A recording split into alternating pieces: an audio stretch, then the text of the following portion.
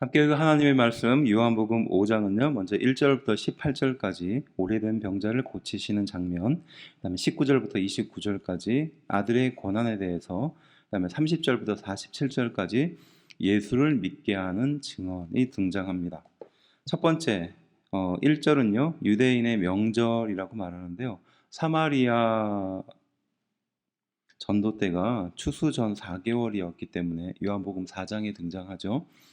단정할 수는 없지만 순서상으로 봤을 때 이 절기가 과연 무슨 절기인가 이렇게 생각해 볼 수 있습니다.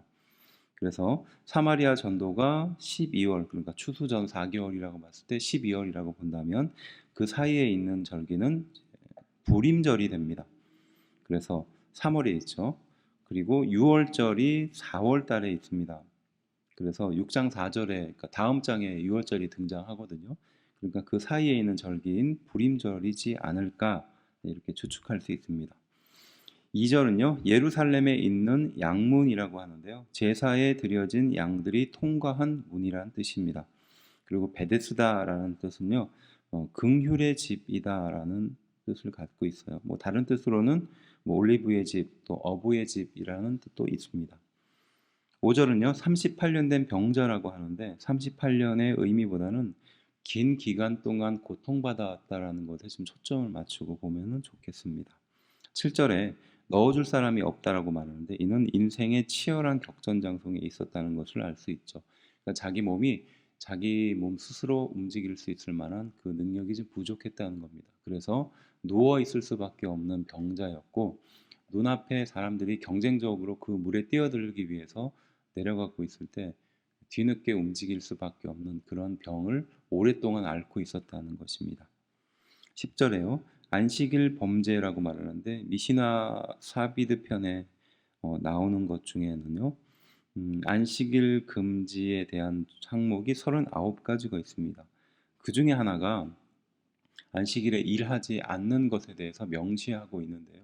이것을 철저하게 지켰던 유대인들의 그 행동들을 알 수 있는데 예를 들면 음, 회당에 불을 켜는 일은 안식일의 범죄에 해당됐기 때문에 그 회당에 불을 켜는 일은 이방인들에게 시켰다라는 그런 기록이 남아 있습니다.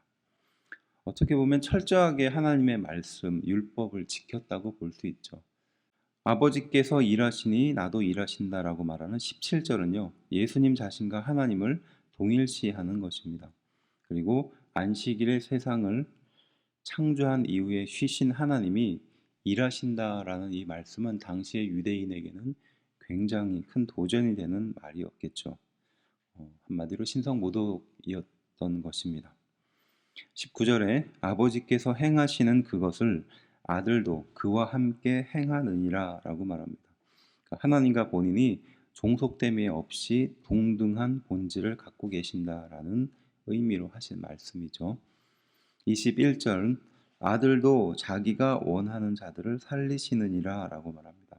그러니까 영적으로 죽은 자들을 살리시며 영생을 누릴 권능을 가지고 계신다라고 말합니다. 그리고 22절 더 큰 일이라고 말하는데 이 더 큰 일은 심판을 말하는 거겠죠. 그리고 그러한 심판을 바로 예수님이 그 권세를 갖고 있다라고 말씀하시는 장면입니다.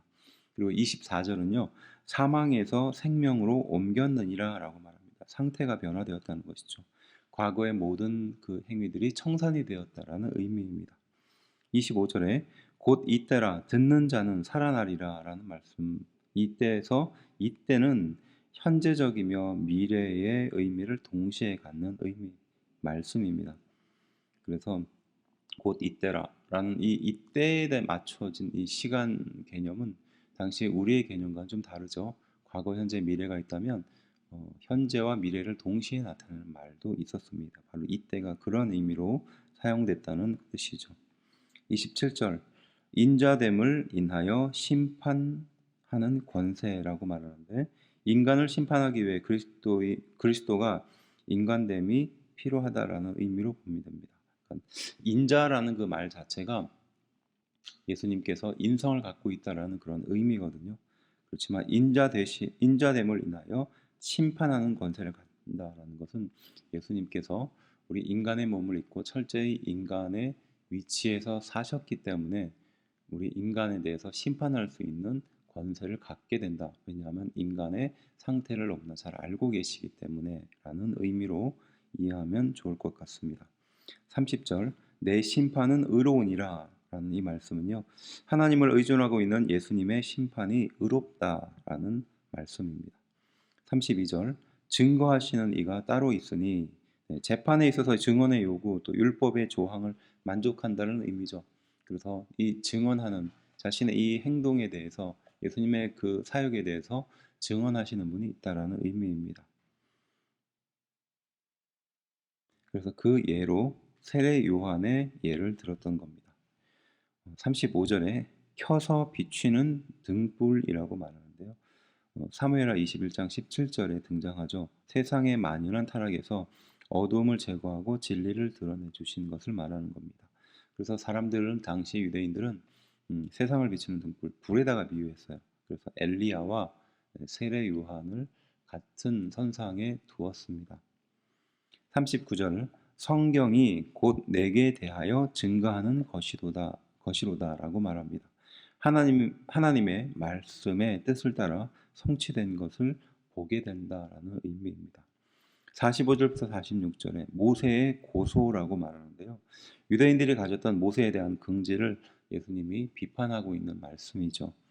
모세가 쓴 모세 오경의 많은 예언들을 안다면 예수님을 결코 부인할 수 없을 것이다 라는 의미가 담겨 있는 말입니다.